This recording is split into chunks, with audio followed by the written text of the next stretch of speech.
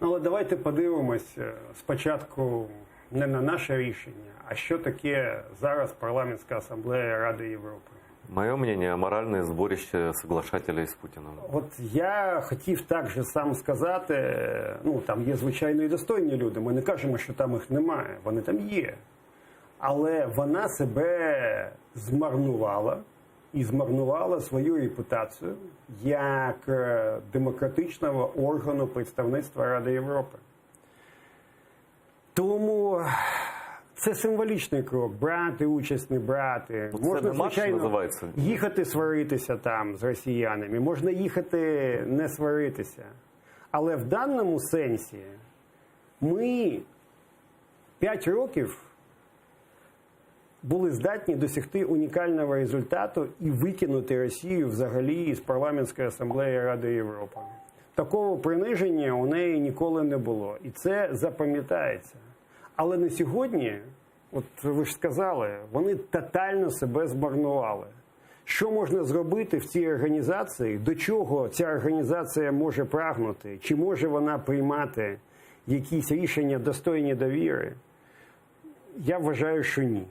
Тому їхати чи не їхати в даному сенсі – це рішення символічне, яке насправді важливо для України і для українців, які прекрасно розуміють, що це таке. Але важливо і для тих, хто затягнув отак от Росію назад до ПАРЄ.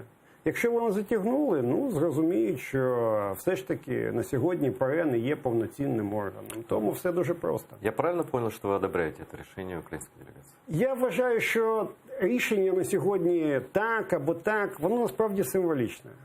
Це символіка, оскільки в цій парламентській асамблеї реально нема чого робити. Там не можна прийняти жодних дієвих рішень. І пробити реальну позицію проти російської агресії на сьогодні, там, де люди, ну скільки вони свідомо затягували Росію, це сенсу немає. Зрозуміло. Но есть еще одна организация не менее интересная, скажем так. Это Организация по безопасности и сотрудничеству. Зараз Варшаву згадали. Прекрасный пример. Просто там еще более, мне кажется, вот там уже все это, а там же Россия была всегда. Она ж оттуда не виганяла. Але зрозумійте, тобто в ОБСЄ завжди був принцип консенсусу.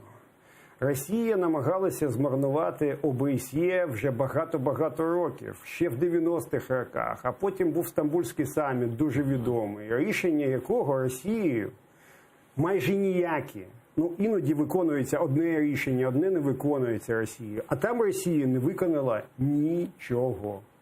Тому все було прекрасно зрозуміло. Те, що зараз влаштовуються спектаклі оці, в Варшаві, вони насправді нікого, крім Росії і постановщиків цих спектаклів, вже не цікавлять. Тому, але мені сумно, що Нарада з прав людини, і це мав би бути дієвий форум, оскільки там, чим вона цінна, насправді?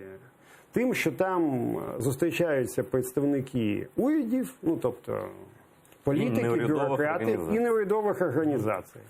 А зараз такі країни, як Росія, перетворили це в ідіотський цирк, притягуючи начебто представників неурядових організацій, яких призначили там в ФСБ чи в ГРУ, я ж не знаю, де їх призначають, насправді. Але ми прекрасно знаємо, що так є. І тому сама атмосфера там, вона реально зіпсована. Але те, про що ми кажемо, це не смішно.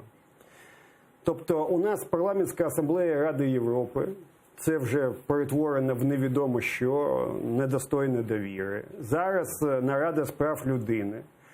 І давайте тепер подивимось, а які у нас є ще організації на європейському просторі? Тільки Європарламент залишився. Ні, ну є ЄС, куди ми прагнемо. І є НАТО, яке охоплює. Так от куди ми прагнемо? Немає.